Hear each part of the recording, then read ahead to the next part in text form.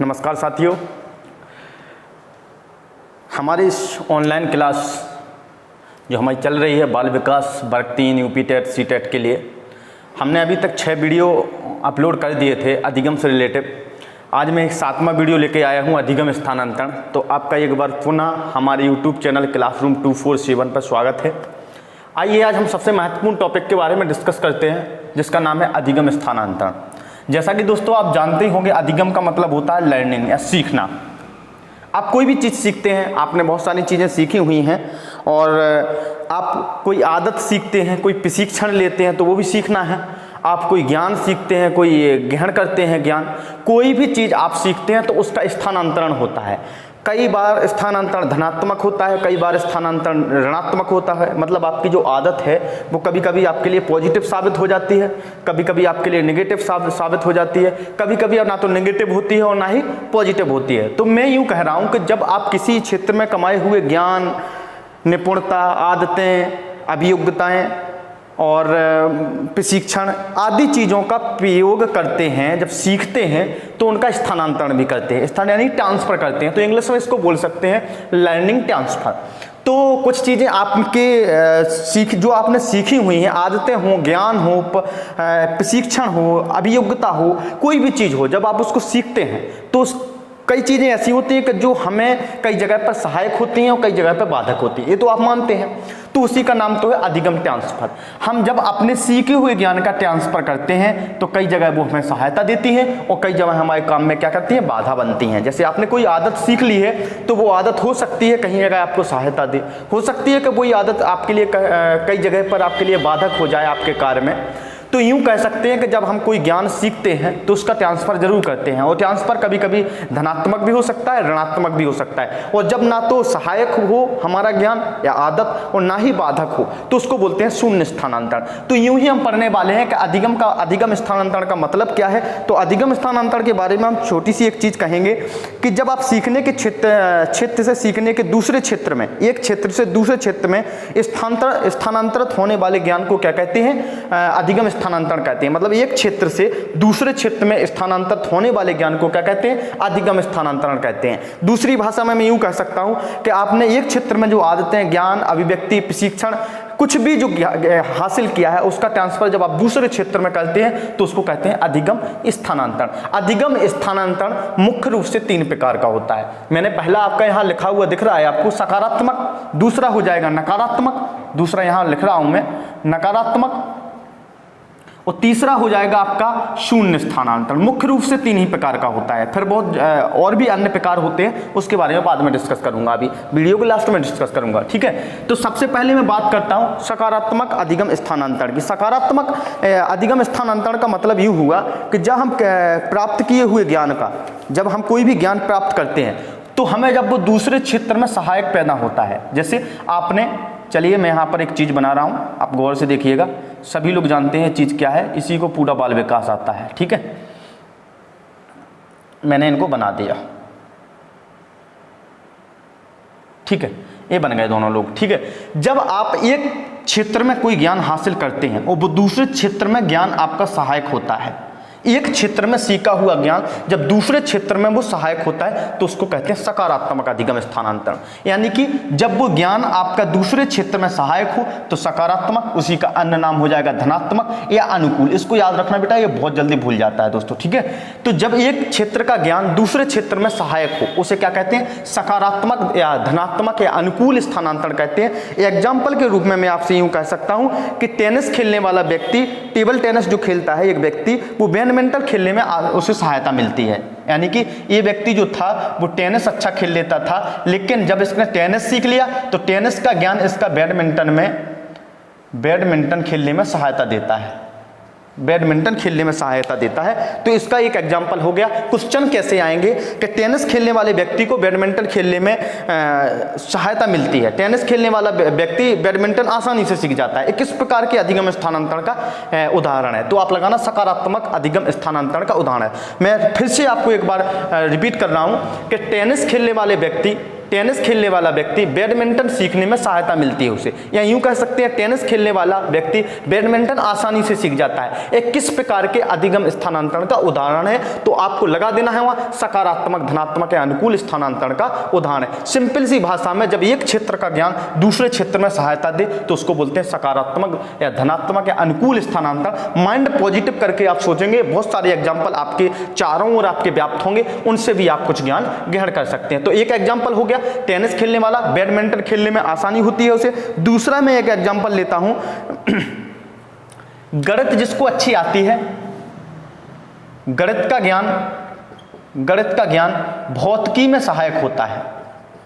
इस व्यक्ति को गणित अच्छी आती थी, लेकिन इसने भौतिकी में भी मजा आने लगा, ये फिजिक्स भी इस पे के डेरिवेशन भी इससे अच्छी आसानी से बनने लगे हैं। यानी कि मैथ का ज्ञान यानी गणित का ज्ञान भौतिकी में सहायक होता है। किस प्रकार का अधिगम स्थानांतरण है, तो आप कह सकते हैं सकारात्मक, धनात्मक या अनुकूल स्थानांतरण का उदाहरण। इसलिए तो ये दोनों खुश दिख रहे हैं आपको। ये गणित जानता था और इसने फिजिक्स भी पढ़ी तो इसे फिजिक्स में भी मजा आ गया, तो ये हो गया क्या, सकारात्मक अधिगम स्थानांतरण हो गया, क्योंकि गणित और भौतिकी एक जैसे मिलते हुए सब्जेक्ट हैं। तो ये दूसरा आपका एग्जाम्पल हो गया।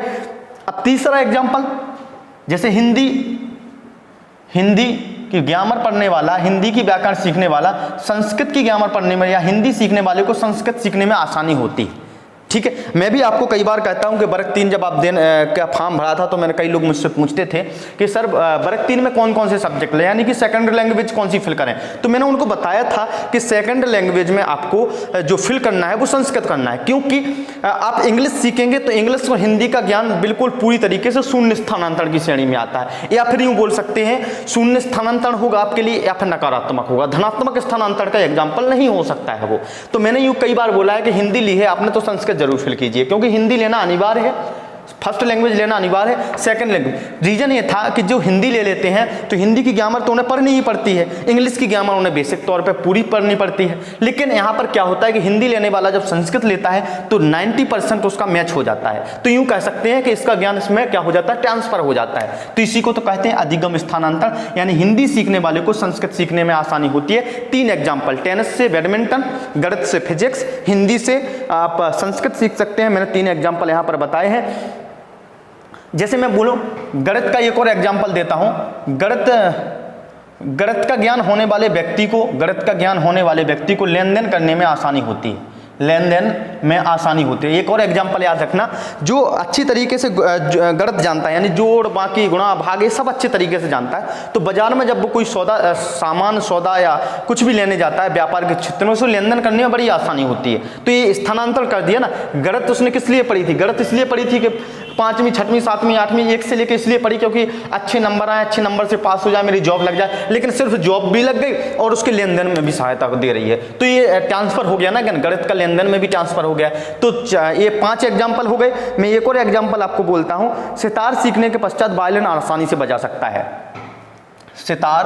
सितार बजाने वाला वायलिन अच्छे से बजा सकता है, यानी जल्दी सीख जाता है, कुछ भी बोल सकते हैं। सितार और वायलिन एक जैसी होती है, आपने देखा भी होगा कई बार, वायलिन और सितार एक जैसा होता है। तो उसको जब सितार सीख लेता है तो वायलिन में उसे आसानी होती है। तो यूं कह सकते हैं सितार बजाने वाला वायलिन जल्दी सीख जाता है। किस प्रकार के अधिगम स्थानांतरण का उदाहरण है, तो आपको दोस्तों यहाँ लगाना है कि सकारात्मक, धनात्मक, अनुकूल स्थानांतरण का उदाहरण है। तो आपको मैंने 5 एग्जाम्पल बताए हैं। टेनिस से बैडमिंटन, गणित से लेन देन, गणित से भौतिकी, हिंदी से संस्कृत और सितार से वायलिन। इतने सारे एग्जाम्पल बताए हैं। याद रखना, इन्हीं एग्जाम्पल से क्वेश्चन आएगा कि आपसे पूछेगा वो कि गणित सीखने के बाद लेन देन में आसानी होती है, किस प्रकार का उदाहरण है, किस प्रकार के स्थानांतरण का उदाहरण है। सितार बजाने वाला वायलिन आसानी से बजा सकता है, किस प्रकार का उदाहरण है। गणित सीखने वाला भौतिकी में आसानी से सीख लेता है, भौतिकी किस प्रकार का। तो आप इसमें लगा देना कि सकारात्मक या ये याद रखना, आप अनुकूल जरूर याद रखना, क्योंकि अनुकूल में बहुत सारी परेशानी होगी। दूसरा इसका मैं प्रकार बता रहा हूं, दूसरा प्रकार बता रहा हूं अधिगम स्थानांतरण का, धनात्मक, इसी को बदल देता हूं, धनात्मक, ऋणात्मक, अनुकूल की जगह कर रहा हूं, अनु हटा के प्रति कर रहा हूं, प्रतिकूल स्थानांतरण। नकारात्मक, नकारात्मक, ऋणात्मक, या इसको निषेधात्मक बोल सकते हैं, प्रतिकूल स्थानांतरण बोल सकते हैं। अब मैं इसको ऐसे कर रहा हूं, ये हंस नहीं रहे हैं, उदास हो गए हैं। उदास किस लिए हो गए हैं? रीजन आपको बिल्कुल नहीं, दो चीज़ों से आपको रीजन समझ में आ गया होगा कि उदास क्यों है। अब क्या हो रहा है कि पॉजिटिव जब आपका स्थानांतर ट्रांसफर हो रहा था, पॉजिटिव ट्रांसफर जब हो रहा था तो उसको सहायता मिल रही थी तो वो खुश था। अब क्या हो रहा है कि अब उसको एक क्षेत्र के सीखे हुए ज्ञान से दूसरे क्षेत्र में क्या बन रहा है, वो बाधक बन रहा है, इसलिए ये दोनों निराश हो गए। यानी कि जब एक क्षेत्र का सीखा हुआ ज्ञान दूसरे क्षेत्र में क्या बने, बाधक बने, वहां पर सहायक बन रहा था, यहां पर बाधक बने, तो क्या हो जाता है, वहां पर नकारात्मक या फिर नकारात्मक ऋणात्मक प्रतिकूल स्थानांतरण का उदाहरण हो गया। जैसे मैं एक एग्जाम्पल बोलता हूं, हिंदी की गिनती सीखने वाला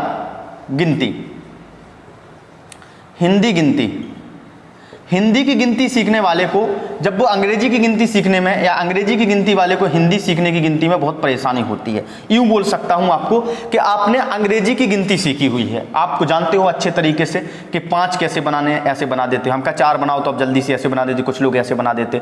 मैं बोलूँ 9 बनाओ तो 9 को ऐसे बना देते हैं। मैंने कहा 8 बनाओ, 8 ऐसे बना देते हैं। अगर वहीं पर मैं बोलूँ कि हिंदी के 9 बनाओ तो आप तुरंत नहीं बनाओगे, सोचोगे यार कैसे बनते थे, ऐसे बनते थे, ऐसे बनते थे, कैसे बनते थे पता नहीं। 8 के लिए बोलूँगा तो आप ऐसे ऐसे बनाओगे, फिर मैं 4 तो मैं भी अच्छे से नहीं बना पाऊंगा, देखो मैं भी नहीं बना पा रहा हूँ। तो ये क्या चीज़ क्या है कि जब आपको अंग्रेजी की गिनती आती है और अंग्रेजी की गिनती आपको बेसिक तौर पर बिल्कुल जन्म से जब आपने सीखना स्टार्ट किया तो आपको अंग्रेजी की गिनती दिखाई देती है आज के युग में, ठीक है ना। अंग्रेजी की गिनती आपको युग में दिखाई देती है। हम लोगों पर तो फिर भी बहुत हद तक बन जाती है। युवा पीढ़ी जो आ रही है, नई जनरेशन आ रही है, उससे हिंदी की गिनती लिखवा के देखो बेटा, उनको पता ही नहीं होगा। अभी कई स्कूलों में पढ़ाई जाती है, थोड़ी बहुत बेसिक तौर पर तो बन जाती है, वरना नहीं बनती है। तो यूं कह सकता हूं अंग्रेजी की गिनती सीखने के बाद हिंदी की गिनती में बहुत कठिनाई होती है। वो बिल्कुल तरीके से सहायक नहीं है बल्कि बाधक बन गई है हमारे लिए। तो यूं कह सकता हूं कि हिंदी की गिनती, यानी कि आप एग्जाम्पल ऐसा आएगा आपको कि अंग्रेजी की गिनती सीखने वाले को हिंदी की गिनती पढ़ने में कठिनाई होती है। किस प्रकार के एग्जाम्पल, किस प्रकार के अधिगम स्थानांतरण का उदाहरण होगा, तो आपको लगाना पड़ेगा नकारात्मक, ऋणात्मक या प्रतिकूल अधिगम स्थानांतरण का उदाहरण होगा। अब यूं कह सकते हैं आपने अंग्रेजी भाषा सीखी हुई है, आज के युग में अंग्रेजी ही सिखाई जाती है। आप इंग्लिश मीडियम के किसी बच्चे को देखना, जब अंग्रेजी सिखा देते हैं तो उससे बोलो संस्कृत सीखो, उसको संस्कृत में बहुत कठिनाई होती है। अंग्रेजी वो हालांकि अच्छे तरीके से सीख सकता है लेकिन संस्कृत नहीं सीख सकता। उसके लिए वह ज्ञान, हमारा जो अंग्रेजी का ज्ञान है, ना तो सहायता दे रहा है, सहायता तो बिल्कुल दे रहा है, बल्कि बाधक बन रहा है। अब हलंत कहाँ लगाए बेचारा, वो कहता है इंग्लिश ही सही है।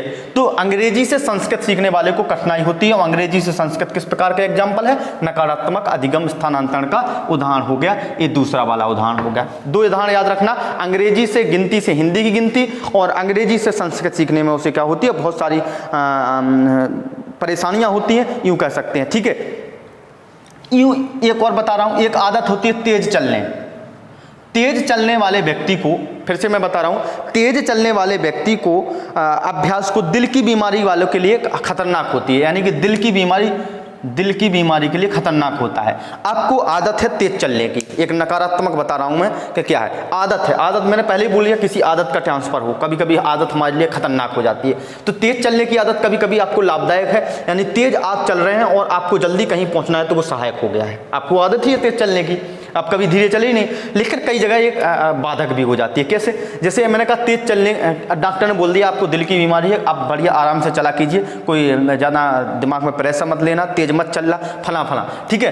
तो आपको क्या होता है, तेज चलने की आदत है, वो कई बार आप जल्दी जल्दी चलने लगते हो, फिर दिमाग में आता डॉक्टर ने मना किया था, और वो बाधक बन रहा है। आप बहुत कोशिश कर रहे हैं लेकिन नहीं अपने आप को कंट्रोल कर पा रहे हैं। दूसरा तरीका यूँ बोलता हूँ, कई लड़कियों को माँ बाप के यहाँ तेज चलने की आदत होती है, लेकिन वो माँ बाप के यहाँ तेज चलते चलते क्या होती हैं कि जब शादी में जाती हैं तो अपनी जयमाला लेके कभी कभी दौड़ लगा देती हैं, तो सहेलियाँ पकड़ के खींचती हैं, धीरे चलना है, पापा ने रोका था बेटा तेज मत चलो, ठीक है ना। तो ये बोल सकते हैं तेज चलने वाली आदत भी कभी कभी क्या हो जाती है, नकारात्मक या ऋणात्मक या प्रतिकूल स्थानांतरण का एग्जाम्पल होगी। तो इस प्रकार से मैंने आपको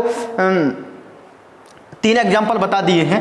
अब मैं बोल सकता हूँ शादी के पहले सलवार सूट पहनना, सलवार सूट पहनना और बाद में साड़ी पहनना। साड़ी पहनने में कठिनाई होती है उसे, यानी कि दोनों क्या है, अब सलवार सूट पहनने की आदत है आपको, साड़ी पहनने की आदत नहीं है आपको, तो ये क्या कर रहा है, इसमें बाधक बन रहा है। तो सलवार सूट से साड़ी पहनना एक बाधक यानी नकारात्मक, ऋणात्मक, प्रतिकूल स्थानांतरण का उदाहरण है। जब आप सलवार सूट पहनते थे तो आपको कोई दिक्कत नहीं होती थी पहनने में, लेकिन अब जब शादी हुई तो आपको साड़ी पहननी पड़ रही है और बहुत बाधक है, क्योंकि आपको सलवार सूट की आदत है, साड़ी पहनने की आदत नहीं है। तो कभी कभी जल्दबाजी में उल्टी सीधी लपेट के दौड़ लगा देते हैं, तो सलवार सूट वाले को साड़ी पहनने की आदत नकारात्मक का हो जाएगा। ठीक है, यूं बोल सकते हैं अंग्रेजी टाइपिंग से हिंदी टाइपिंग। आपके मोबाइल में आप अंग्रेजी टाइपिंग करते होंगे, अंग्रेजी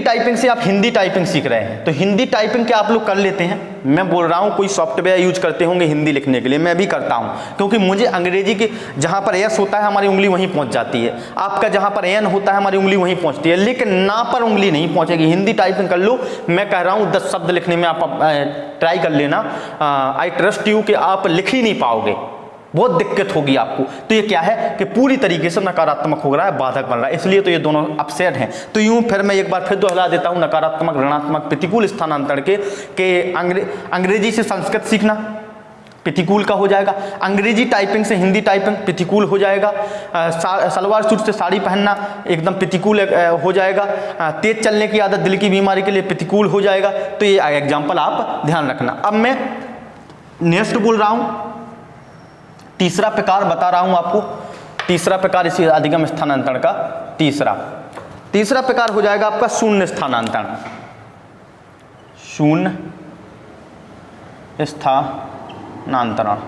शून्य स्थानांतरण का मतलब बेटा ये हुआ कि अब मैं ना खुश करूंगा और ना इसे निराश करूंगा, सीधा एक जैसा बना दे रहा हूं। ठीक है, शून्य स्थानांतरण का बेटा ये हो जाएगा कि जब आपका ज्ञान, एक विषय का सीखा हुआ ज्ञान दूसरे विषय में ना तो बाधक बनता है और ना ही सहायता देता है, तो इस प्रकार के ज्ञान को क्या कहते हैं, शून्य स्थानांतरण कहते हैं। फिर से याद एक बात ध्यान रख लेना आप कि जब एक विषय का सीखा हुआ ज्ञान ना तो सहायता देता है और ना ही बाधक बनता है, ना तो सहायता देता है और ना ही बाधक बनता है, तो इस प्रकार के ज्ञान, इस प्रकार के स्थानांतरण को क्या कहते हैं, शून्य स्थानांतरण कहते हैं। जैसे मैंने सहायक वाले में बताया था, पॉजिटिव वाले में बताया था मैंने आपको कि पॉजिटिव वाला वो है जब एक विषय का सीखा हुआ ज्ञान दूसरे विषय में हमें क्या देता है, सहायता देता है, तो उसको कहते हैं एक मिनट, उसको कहते हैं आप पॉजिटिव। दूसरे जब बाधक बनता है तो नकारात्मक कहते हैं। जब ना बाधक बने और ना ही कोई उसमें बाधा बने, ना ही कोई सहायता दे, तो इस प्रकार के ज्ञान को क्या कहते हैं, शून्य स्थानांतरण कहते हैं। जैसे एग्जाम्पल मैं बोलूं कि रहीम के दोहे सीखने के बाद आपको कबीर के दोहे सीखने में क्या दिक्कत आती है, बाधा बनती है, सहायता मिलती है, कुछ नहीं मिलता ना। देखिए रहीम के दोहे और कबीर के दोहे दोनों के आप दोहे सीख रहे हैं, तो भाई ये ज्ञान ना तो आपको सहायता दे रहा है और ना ही बाधक बन रहा है, इसलिए इसको क्या बोलते हैं, शून्य स्थान। तो रहीम के दोहे से कबीर के दोहे याद रखना। दूसरा एग्जाम्पल मैं बोल सकता हूं, भौतिकी आपने सीख ली है, फिजिक्स से संस्कृत का कोई लेना देना नहीं है, शून्य स्थानांतरण है, शून्य है, पूरी तरीके से शून्य है। मतलब एक अदर सब्जेक्ट, भाषा को छोड़ के अदर सब्जेक्ट, यानी कि सामाजिक विज्ञान और भौतिकी ये अलग है, ऐसे बोल सकते हैं हम। तो जी बिल्कुल पूरी तरीके से भौतिकी से आप संस्कृत सीखें, कोई दिक्कत नहीं है आपको, ना तो ये सहायक हैं और ना ही बाधक बन रहे हैं। भौतिकी के ज्ञान संस्कृत में बाधक थोड़ी ना बनेगा, ना तो सहायता देगा ना ही बाधक बनेगा, तो शून्य स्थानांतरण हो जाएगा। दूसरा एग्जाम्पल हो गया। तीसरा एग्जाम्पल हो रहा है अगर आप खाना अच्छा पका लेते हैं, यानी कि आपको बिल्कुल ऐसा दिखना है कि जब दोनों क्षेत्र में कोई मेल जोल ना हो, यानी खाना अच्छा बना लेते हैं, खाना अच्छा बनाने के बाद आप कार चलाना सीख रहे हैं, तो इन दोनों में ना तो कोई दिक्कत है, ना ही बाधा है, ना कोई सहायता, यानी कि शून्य स्थानांतरण का मतलब कि एक क्षेत्र से दूसरे क्षेत्र। जैसे अगर मैं एग्जांपल यहीं पर बोल देता कि आप रोटी अच्छी बना लेते हैं, फिर आपको पूड़ी बनाने में सहायता मिलती है, तो सकारात्मक का हो गया, ठीक है ना। अब रोटी अच्छी बनाने के बाद कोई ऐसी चीज़ आ जाए, तो वो रोटी बनाने वाली कोई, जैसे कि कुछ अलग जगह पे चले जाओ आप, वहाँ पर रोटी गोल ना बन के चौकोर बन रही हों, ठीक है, और आपको बेलन हाथ में थमा दिया जाए, तो आप क्या करोगे, वहाँ पर बेलन हाथ में आपको थमा दी गई है, तो ना तो वो ज्ञान आपका सहायक तो है नहीं, बल्कि क्या कर रहा है, आपको परेशान कर रहा है, तो वो नकारात्मक का हो जाएगा। तो जब दोनों में कोई मेल जोल ना हो, तो वहाँ पर हो जाएगा आपका जैसे खाना बनाने वाला कार चलाना सीखता है, तो शून्य स्थानांतरण का हो जाए। तो बेटा ये हो गए आपके 3 अधिगम स्थानांतरण, सकारात्मक, नकारात्मक और शून्य स्थानांतरण के एग्जाम्पल। इन एग्जाम्पल्स को बार बार देखना और बार बार बहुत सारे आपके प्रश्न आते हैं एग्जाम में यहाँ से, और मैं तो कहता हूँ अधिगम का एक प्रश्न बनने का प्रमुख जो जगह है वो यही है, अधिगम स्थानांतरण। इसके अलावा भी 3 अन्य प्रकार है इसके, जैसे एक हो जाएगा क्षैतिज, इसके अलावा भी एक क्षैतिज अंतरण, पिछली बार ही आया था एग्जाम में वर्ग 2 में क्षैतिज अंतरण। क्षैतिज अंतरण क्या है? हॉरिजॉन्टल जिसे बोलते हैं, हॉरिजॉन्टल ट्रांसफर जिसे बोलेंगे। तो क्षैतिज अंतरण का डायग्राम कुछ ऐसा बनेगा, ध्यान से देख लेना आप। क्षैतिज अंतरण का डायग्राम कुछ ऐसा बनेगा, जब एक विषय का सीखा हुआ ज्ञान लगभग उसी परिस्थिति में आप प्रयोग करते हैं, जैसे टू व्हीलर से, सबसे अच्छा एग्जांपल बता रहा हूं मैं, टू व्हीलर से टू व्हीलर चलाना। साइकिल क्या है? टू व्हीलर है।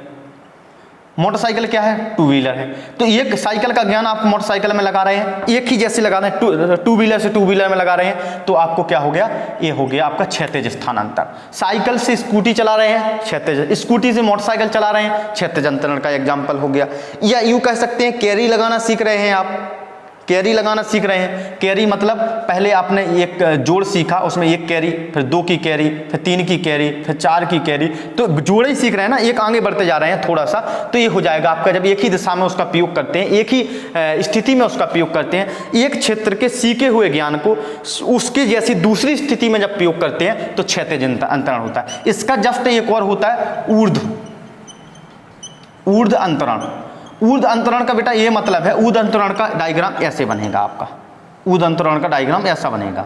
मतलब आप जब टू व्हीलर से, देखो टू व्हीलर से जब आप 3 व्हीलर चलाना सीख रहे हैं, टैक्सी, टैक्सी से आप 4 व्हीलर सीख रहे हैं, इसका ज्ञान इसमें थोड़ा काम आया, इसका ज्ञान इसमें काम आया। अब 4 व्हीलर से ट्रक चलाना सीख रहे हैं, 6 व्हीलर, तो जब आगे की तरफ बढ़ते जाते हैं हम उस ज्ञान से, फिर ट्रेन चलाना सीखा, फिर प्लेन चलाना, उसके ज्ञान को थोड़ा थोड़ा बढ़ाते जाते हैं उस ज्ञान का मदद लेके, तो वो होता है ऊर्ध्व स्थानांतरण का एग्जाम्पल होता है। जैसे स्कूटर चलाने वाला कार चलाना सीख रहा है, प्राइवेट विद्यालय में पढ़ाते पढ़ाते आपको पढ़ाने की अच्छी वो आगे तरीका हो गया, बोलने का तरीका हो गया, बच्चों से कैसे बात करनी है, कैसे आपको कॉपी चेक करनी है, कैसे रिजल्ट, जब आपने प्राइवेट स्कूल में सीखा, फिर आपने सरकारी स्कूल में वही किया, फिर सरकारी स्कूल के बाद आपकी नौकरी कॉलेज में लग गई, तो आपने आगे बढ़ते जा रहे हैं, अपने नीचे पायदान के ज्ञान का उपयोग करके आप आगे के पायदान पर बढ़ते जा रहे हैं। ये हो जाएगा ऊर्ध्व स्थानांतरण का एग्जाम्पल हो जाएगा, यानी प्राइवेट नौकरी से सरकारी नौकरी। आपसे एग्जाम्पल पूछा जाएगा, तो जब प्राइवेट नौकरी का ज्ञान आप सरकारी नौकरी में हासिल कर लेते हैं तो ऊर्ध्व का हो जाएगा। एक ही समान परिस्थिति में टू व्हीलर से टू व्हीलर सीख रहे हैं, समान परिस्थिति में कैरी लगाना सीख रहे हैं, क्षैतिज अंतरण का है, उससे आप ऊपर जा रहे हैं, अप जा रहे हैं, तो हो गया ऊर्ध्व स्थानांतरण का एग्जाम्पल हो गया।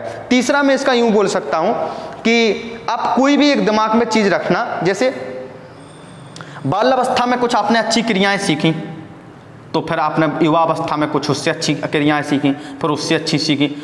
बाल अवस्था में आपने सबसे पहले गुटखा सीखा, यहाँ पर सिगरेट सीखी, फिर दारू सीखी, फिर जुआ सीखा, फिर बढ़ते जा रहे, ये ऊर्ध्व स्थानांतरण का एग्जाम्पल हो गया। तो यूँ कह सकते हैं जब आप बढ़ते जाते हैं तो ऊर्ध्व स्थानांतरण है, और जब समान परिस्थिति में प्रयोग करते हैं तो क्षैतिज स्थानांतरण है। एक और होता है बेटा इसमें द्विपार्श्विक स्थानांतरण, द्विपार्श्विक अंतरण, एक और होता है द्विपार्श्विक अंतरण। जब एक जैसे हमारा शरीर है, किसी का भी शरीर है, अब इसको मैं डायग्राम को क्लियर कर दे रहा हूँ, किसी का भी शरीर है, इस शरीर को हम 2 भागों में बांटते हैं, सबको पता हो, दायां भाग और बायां भाग। जब आपने राइट हैंड से लिखने की कोई प्रशिक्षण आपने दाएं हाथ को दिया है, लेकिन कुछ काम आप बाएं हाथ से भी कर सकते हैं, मतलब इस पूरा प्रशिक्षण इस हाथ से हासिल किया था, लेकिन आप इसका प्रयोग इस हाथ से भी कर पा रहे हैं। जैसे मैंने कभी बाएं हाथ से नहीं लिखा, लेकिन छोटा बनाना मैंने दाएं हाथ से सीखा था, लेकिन मैं बाएं हाथ से छोटा बना सकता हूं, इसकी मैंने प्रैक्टिस नहीं की थी। राम मैंने लिखना इस हाथ से सीखा था, लेकिन राम मैं इस हाथ से भी लिख सकता हूं, थोड़ी राइटिंग में दिक्कत आएगी, बाकी लिख सकता हूं। तो जब एक पार्ट को दिए गए प्रशिक्षण का उपयोग दूसरे पार्ट से भी कर लेते हैं आप, तो उसको बोलते हैं द्विपार्श्विक अंतरण। तो बस इतना से याद रखना है आपको कि एक हाथ से दूसरे हाथ में लिखना द्विपार्श्विक का हो जाएगा, या फिर दाएं हाथ से बाएं हाथ से लिखने का क्या हो जाएगा, द्विपार्श्विक का हो जाएगा। जैसे दाएं पैर से आपने कुछ सीखा है, बाएं पैर से उसका उपयोग कर रहे हैं, तो ये भी द्विपार्श्विक का हो जाएगा। तो ऐसे कह सकते हैं कि द्विपार्श्विक में जब शरीर के एक भाग को हम प्रशिक्षण देते हैं, लेकिन उस प्रशिक्षण का उपयोग हम दूसरे भाग से भी कर सकते हैं, तो उसका हो गया द्विपार्श्विक। तो बेटा एक बार और क्लियर कर देता हूँ, क्षैतिज समान परिस्थिति में करना है, और मेरा एक दिमाग में रखना है आपको बात, टू व्हीलर से टू व्हीलर चलाने में आप क्षैतिज, टू व्हीलर से 4 व्हीलर चला अंतरण है, ऊर्ध्व अंतरण है। जब एक हाथ को प्रशिक्षण दिया है लिखने का, दाएं हाथ को दिया था लेकिन बाएं हाथ से भी लिख रहे हैं, कई लोग बाएं हाथ से ही हल्के से लिखते हैं तो वो दाएं हाथ से लिख पा रहे हैं। तो जब एक शरीर के एक भाग को जो हम प्रशिक्षण देते हैं उसका उपयोग हम दूसरे भाग से भी कर सकते हैं, वो हो गया पार्श्विक स्थानांतरण का हो गया। एक और होता है लेकिन अनुक्रमक अंतरण होता है। अनुक्रमक अंतरण ये होता है कि जब विषयों पाठों क्रम से सीखने में विषयों में नए कौशल को सीखने का प्रभाव पड़ता है। ये वैसे आपके लिए ज़्यादा लाभदायक नहीं है बहुत, जब आप बड़े लेवल की परीक्षाएं देंगे तो फिर हो सकता है इसमें काम आए, लेकिन इसमें काम नहीं आएगा। तो बस सीधी सीधी बात है, हमने आपको बताया, एक बार पुनः रिपीट करता हूँ। मैंने बताया अधिगम स्थानांतरण क्या है। अधिगम स्थानांतरण वो चीज़ है जब हम किसी चीज़, आदत, प्रशिक्षण का उपयोग एक स्थिति से दूसरी स्थिति में करते हैं तो कई जगह वो हमारे लिए लाभदायक होता है, कई जगह हमारे लिए हानिकारक होता है, कई जगह ना तो लाभदायक होता है ना ही हानिकारक होता है। तो इस प्रकार के मैंने सकारात्मक बताया, नकारात्मक बताया। सकारात्मक को आप क्या कहेंगे? अनुकूल कहेंगे। नकारात्मक को आप प्रतिकूल कहेंगे। एक शून्य स्थानांतरण हो गया, क्षैतिज अंतरण हो गया, ऊर्ध्व अंतरण हो गया, द्विपार्श्विक अंतरण हो गया। तो दोस्तों आपको हमारा ये वीडियो कैसा लगा कमेंट बॉक्स में लिख के जरूर बताइएगा। और अगर आप हमारे चैनल पर बिल्कुल अभी नए हैं तो मैं यकीन दिलाता हूं आपको कि आप जो पढ़ रहे हैं वो बेस्ट तरीके से पढ़ रहे हैं। आप हमारे चैनल को सब्सक्राइब कीजिए, लाइक कीजिए और शेयर भी कर दीजिए आपकी इच्छा हो तो। और आगे जो वीडियो आने वाले हैं बहुत अच्छे वीडियो आने वाले हैं। मैं 1000 सब्सक्राइब मेरे पूरे होने वाले हैं और मैं जल्द ही आपके इसका प्रैक्टिस सेट भी लगवाने वाला हूं। आज के लिए आप सभी का बहुत बहुत शुक्रिया, धन्यवाद। हमारा चैनल क्लासरूम 247 को एक बार सब्सक्राइब जरूर करना।